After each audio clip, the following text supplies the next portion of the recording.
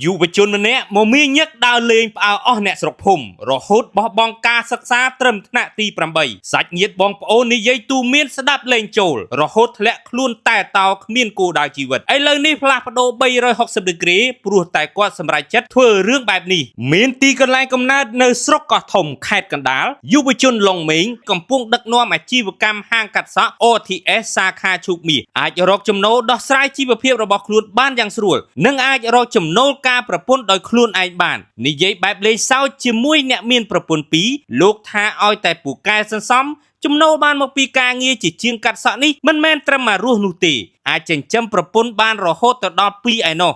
កាលពីមុនខ្ញុំធ្លាប់លេងគេថាគេច្រើនកាលពីមុនគេនិយាយថាជាងកាត់សក់បានតែមករស់ទេបាទបានតែមករស់មកពេលហូបមករួចរោមមួយថ្ងៃហូបមួយថ្ងៃចឹង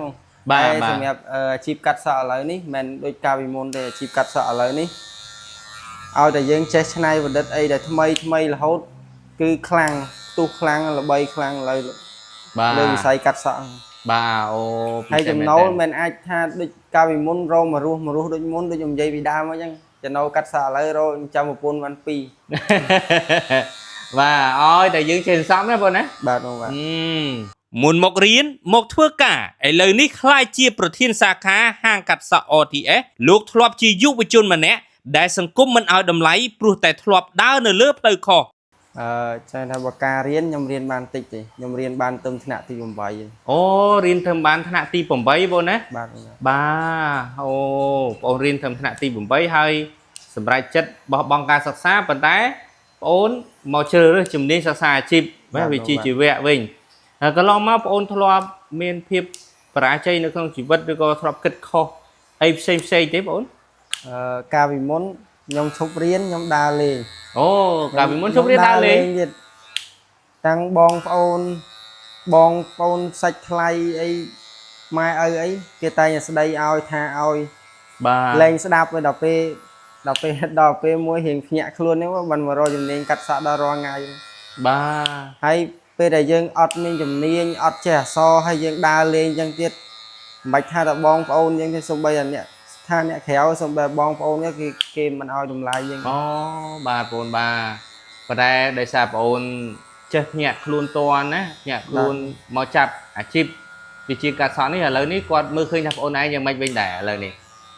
គាត់ថាគាត់សរសើរគាត់ថាខ្ញុំខុសមុនឆ្ងាយគាត់ថាបងឯងខុសពីមុនឆ្ងាយហ្នឹងហើយធ្លាប់តែជាក្មេងដើរលេងអាលាតែពេញភូមិអញ្ចឹងដើរផឹកដើរស៊ីពេញបាទអូក៏ទៅសាលា OTS នេះគឺជួយ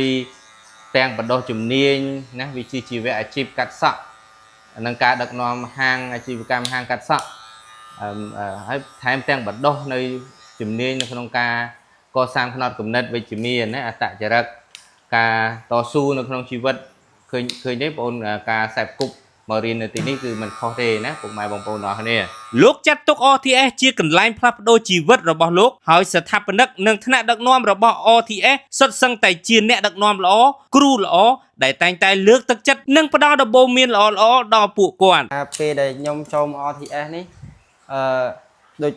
មានមេខ្ញុំដូចជាបងរិទ្ធីជាស្ថាបនិកដូចជាបងលីហួរអញ្ចឹងគាត់បាទមានដំបូន្មានល្អជាច្រើនឲ្យខ្ញុំតាំងពីគំនិតរស់ស៊ីផ្នត់គំនិតអីផ្សេងគាត់ផ្ដល់ឲ្យខ្ញុំបាទគាត់ផ្ដល់គំនិតថា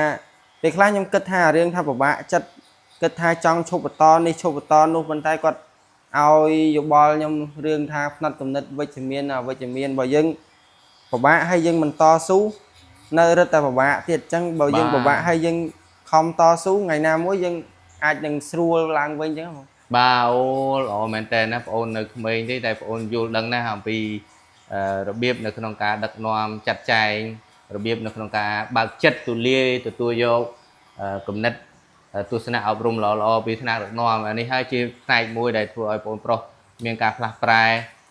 ជីវិតកាន់តំណែងជាប្រធានសាខាលោកពិតជារីករាយនិងពេញចិត្តចំពោះលទ្ធផលនាពេលនេះខ្លាំងណាស់ទាំងគ្រួសារនិងសាច់ញាតិបងប្អូនតែងតែកោតសរសើរថាលោកមានការផ្លាស់ប្ដូរ360ដឺក្រេខុសពីមុនស្រឡះហើយឥឡូវនេះបងប្អូនមកកាន់ជាប្រធានសាខានៅសាខាជុកមាសបងប្អូនមានអារម្មណ៍យ៉ាងម៉េចដែរពេលដែលឃើញខ្លួនឯង ai đặt nòm hàng cắt sọ mùi từng mù hơi thư chim mê đặt nòm cái nè cô mẹ rong mày đấy ខ្ញុំមានអារម្មណ៍ថាសប្បាយហើយមានមោទនភាពដោយសារកាលពីមុនមកធ្លាប់ធ្វើការគេអត់គិតថាខ្លួនឯងមានសមត្ថភាព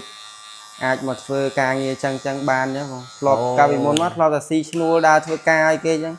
chạy rừng lên bao bị sao tơ sơ ôn bao dương bẩn hai tiền mở ẩm long pe để riêng nè thứ mấy đang bây dương riêng ở chạp che ở miền ở chìm niên cho ba lo từ lơ một vị chia môi muối để dương riêng cắt sọ kho dương riêng can cra dương riêng ốt rôm dương riêng ấy thứ mấy đang bây đang dương che stọt chìm niên មួយគាត់ថាពីដំបងឡើយគាត់អត់តន់ចូលដល់មានការងារមានអីចឹង bà ទី1គឺវិន័យរបស់គាត់ទី2ការខិតខំប្រឹងប្រែងរបស់គាត់ bà ហើយកុំមានការបាក់ទឹកចិត្តអីច្រើនពេលគេឲ្យធ្វើមិនស្អាតអីយើងព្យាយាមមើលអាកន្លែងចំណុចណាដែលយើងខ្វះខាតចឹងគេប្រាប់ bà ប្រាប់យើងព្យាយាមកែតាមគេយើងកុំយកអាគំនិតមួយដែលថាគេប្រាប់ហើយយើងធ្វើខុសហើយដល់ពេលអាងអីតិចអន់ចិត្តលែងមានគំនិតថាឈប់រៀននេះលែងចង់តស៊ូ លទ្ធផលនៃភាពរីកចម្រើនទាំងនេះលោកមិនភ្លេចអរគុណទៅដល់មនុស្សល្អៗជាច្រើនដែលបានជួយជ្រោមជ្រែងលោកនោះទេ សូមអរគុណដល់បងរិទ្ធីនិងបងលីហួរដែលបានគាត់បានឲ្យដំបូងមានល្អហើយគាត់ជួយខ្ញុំបានច្រើនការមកជំនាន់ហ្នឹងការខ្ញុំមករៀនហ្នឹង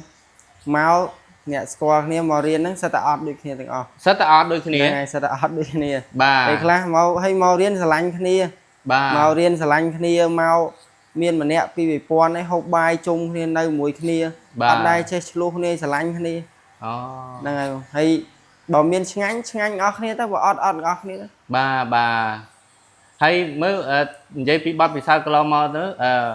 ថាបងអ៊ំស្រីគាត់បានផ្ដល់បាយហូបចុកយ៉ាងម៉េចខ្លះជួយនិយាយប្រាប់ទៅបងប្អូនយើងតិចមើល បានឲ្យបាយឲ្យទឹក បាទ គាត់ទូមានស្ដីបដៅយើងមែនតែ